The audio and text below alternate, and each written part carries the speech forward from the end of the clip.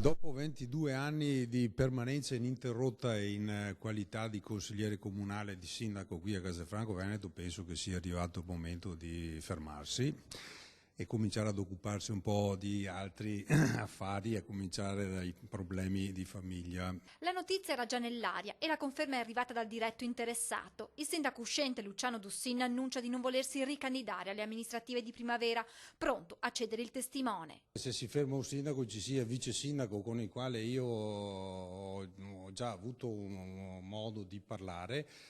Trattasi di Stefano Marcon, persona validissima. La disponibilità di Marcon c'è, spiega il sindaco. Ora aspetta la segreteria provinciale dire l'ultima parola. Entro fine mese ci sarà un incontro tra i vertici del Carroccio e di Forza Italia per valutare una possibile coalizione che sembra molto vicina. Nei 5 anni con i 2 consiglieri comunali di Forza Italia presenti in Consiglio abbiamo sempre avuto ottimi rapporti e si potrebbe fare un ragionamento. Al candidato della Lega non mancherà l'esperienza di Dussin, che però esclude la sua partecipazione attiva alla politica della città.